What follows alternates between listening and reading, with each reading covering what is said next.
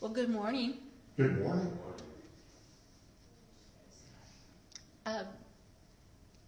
Today we're going to be talking about reflecting God's image. So we know it from the Bible that it says that we're created in God's image. Genesis chapter 1 verse 27 says, "So God created man in his own image. In the image of God he created him. Male and female he created him." But there's a word in that verse that I wasn't for sure about, and it was the word image. So an image is a physical likeness or representation of a person, an animal, or a thing. It can be photographed, painted, sculptured, or otherwise made visible. So behind me is a photo of my dog Button and of me.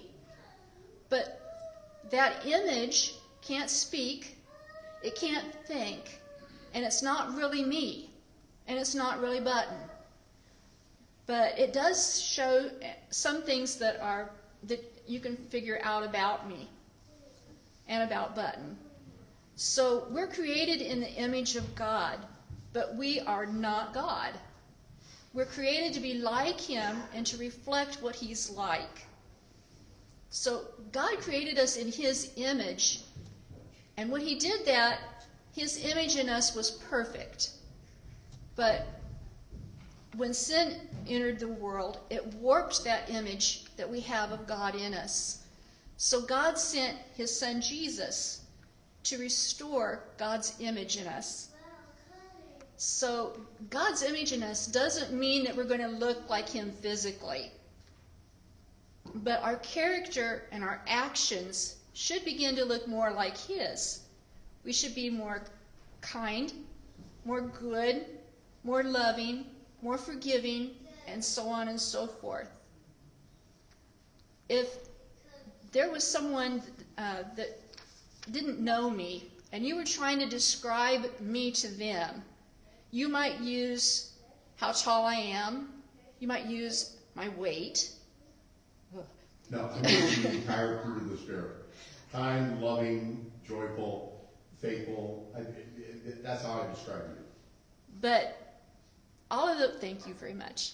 All of those things, even though they're all about me and they're a description of me, that person might not recognize me. If I was in a crowd of people, it might be hard to pick me out.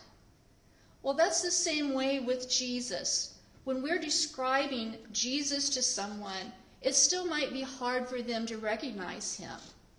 So how can we show other people Jesus?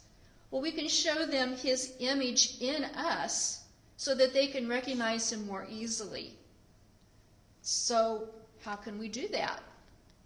Well, we can be mirrors. And I have my trusty dusty mirror here. Can you see a reflection in this? No. Okay. Because the mirror is turned away from you. When we're not looking to God and learning about him, we won't be reflecting his image either. Okay. All right. Can you see a reflection of anything this way? No. No. That's because there can't be anything between the mirror and our eyes. Others won't see the image of God in us either if there's something between us and between him.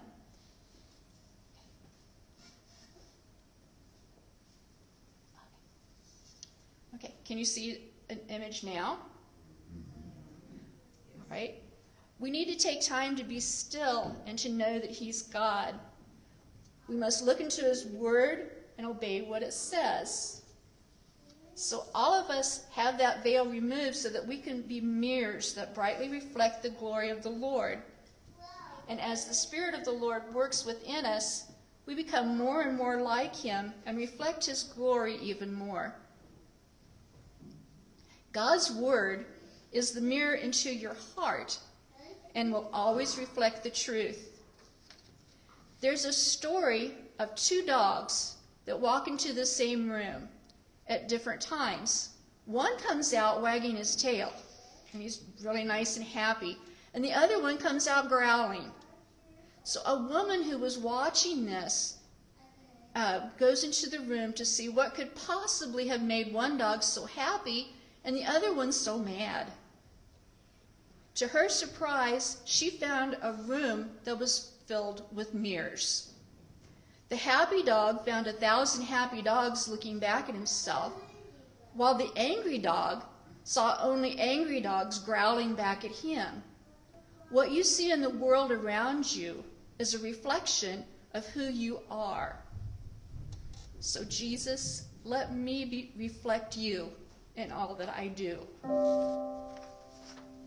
So the song that I have today is one that Sherry said that she knew. She said that Shane's mother, Violet, taught this to her when she, well, a little while ago. And he's still working on me. The words are up behind me. We're going to do the chorus, and then the verse, and then the chorus again. Sherry's all giggly because she used to sing this when she was a kid. Make sure the mic gets you. Go for it. Okay. He's still working on me to make me what I ought to be. It took him just a week to make the moon and the stars, the sun and the earth and Jupiter and Mars. How loving and patient he must be. He's still working on me. In the mirror of his word, reflections that I see makes me wonder why he never gave up on me. But he loves me as I am, and hears me when I pray. Remember, he